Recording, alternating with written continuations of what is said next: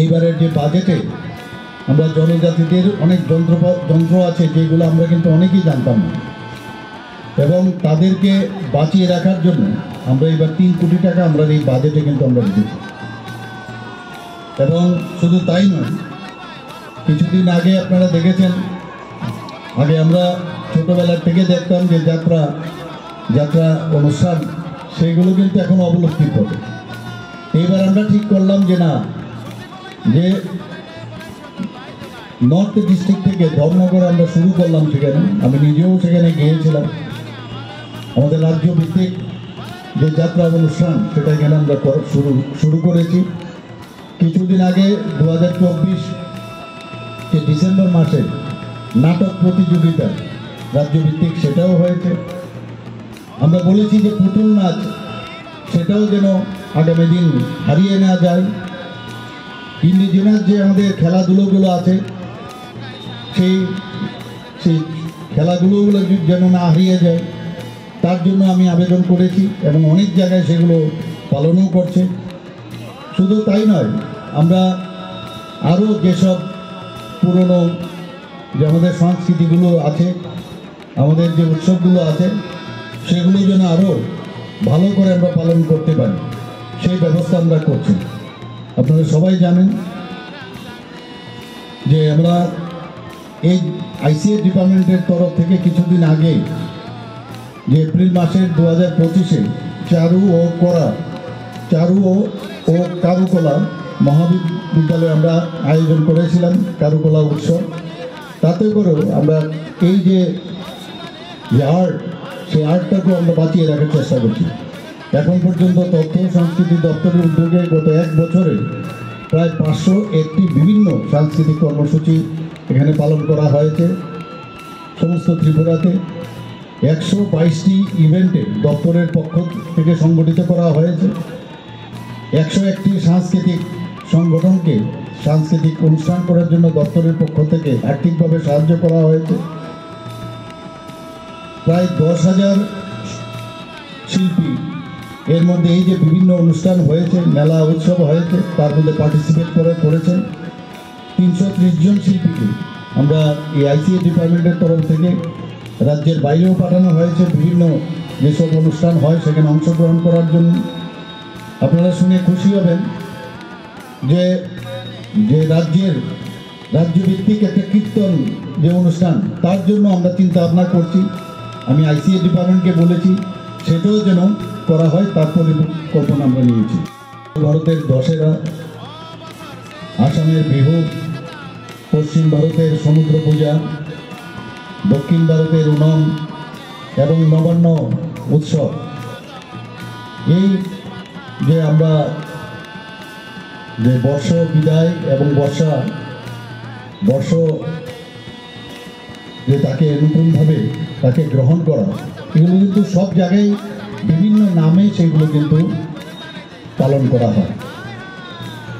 আজকের এখানে যে নাচ আমরা দেখলাম, তাছাড়াও যে জনজাতিদের অনেক যে নৃত্য, যেমন হজাগিরি নৃত্য, মামিতা নৃত্য, লেবাং বোমানি নৃত্য, গড়িয়া নৃত্য, বিজু নৃত্য, ঝুম নৃত্য, গানা নৃত্য, মশক নৃত্য, রণনৃত্য, হই হোক নৃত্য, ওয়াঙ্গালা নৃত্য, চেরা নৃত্য, আমরা কিন্তু অনেকেই খালি নামগুলো আমি বললাম, কিন্তু আমরা কিন্তু এগুলো দেখিনি।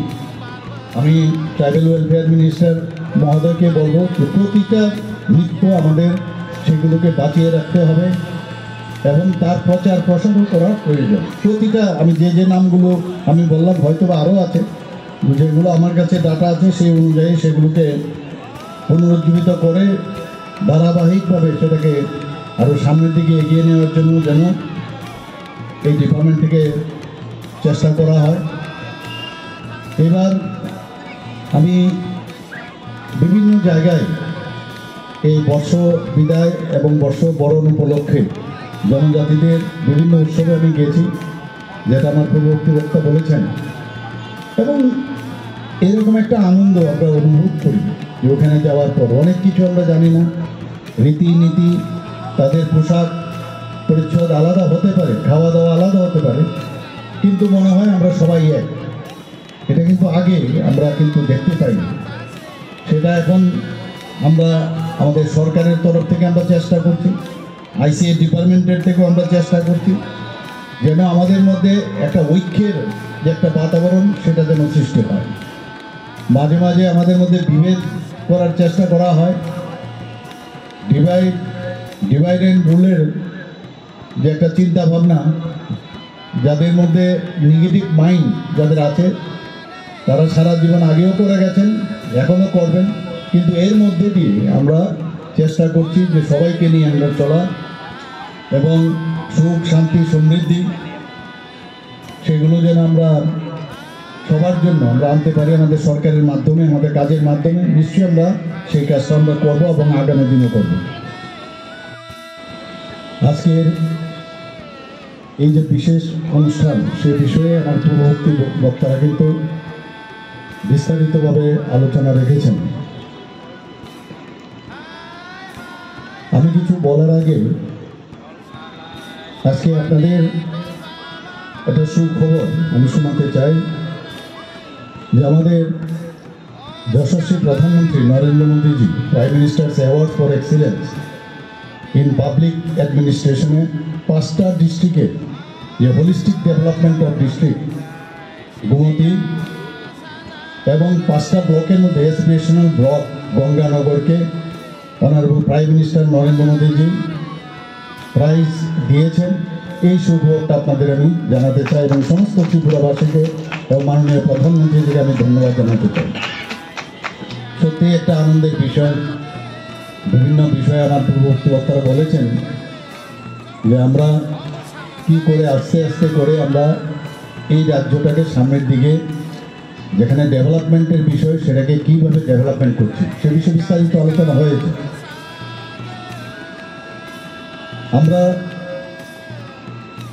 এর মধ্যে আমরা এখানে গড়িয়া ডান্স আমরা দেখলাম, দামাই ডান্সও এখানে আমরা দেখলাম, এবং যারা এর মধ্যে পার্টিসিপেট করেছে, যারা গান করেছেন, মনে হচ্ছে যেন একটা সুন্দর একটা পরিবেশ এখানে গড়িয়া পূজাকে সামনে রেখে একটা মেলবন্ধন, জাতি জনজাতিদের একটা মেলবন্ধনের একটা মহল এখানে তৈরি হয়েছে। আমি যারা শিল্পীরা আছেন তাদেরকে আমি ধন্যবাদ দেব। এই ধরনের একটা অনুষ্ঠান এখানে ওনারা পার্টিসিপেটও করেছেন এবং আমাদের সামনে তাদের পারফরমেন্সও দেখিয়েছেন। এখানে আমার মাননীয় ট্রাইবাল ওয়েলফেয়ার মিনিস্টার বলেছেন যে আমাদের বাঙালিদের যেমন দুর্গোৎসব আমাদের কাছে একটা বিশাল উৎসব, তেমনিভাবে গড়িয়া পুজোও জনজাতিদের, বিশেষ করে যারা ত্রিপুরী সমাজের আছে এবং রিয়াং এবং অন্যান্য সব যারা ককবরক ভাষায় কথা বলেন, তাদের জন্য একটা বিরাট একটা উৎসব এবং তার জন্য ওরা বসে থাকে। এবং আমরা, আপনারা সবাই জানেন, এই গড়িয়া পূজাকে যাতে আরও বেশি করে তারা এটা পালন করতে পারে, ত্রিপুরা সরকার 2 দিনের ছুটি ঘোষণা করেছে। আগে 1 দিন ছিল, সেটাকে আমরা 2 দিন ঘোষণা করেছি। এবং আমরা চাই যে এইভাবে সমস্ত আমাদের যে জনজাতি ভাই বোনেরা আছেন, আমাদের যারা মণিপুরীরা আছেন, আমাদের যারা বাঙালিরা আছেন, সবাই মিলে একসাথে আমরা আনন্দ উল্লাসে থাকি। আমাদের সমস্ত পূজা পার্বণগুলোকে, যেগুলো হারিয়ে, আমার পূর্ববর্তী বক্তা এখানে মাননীয় মন্ত্রী শুক্লাচরণ নোয়াতিয়াজি বলেছেন যে এগুলো হারিয়ে গিয়েছিল, সেগুলোকে আবার পুনরুদ্ধার করে আমরা এর মধ্যেই আনন্দে থাকতে চাই।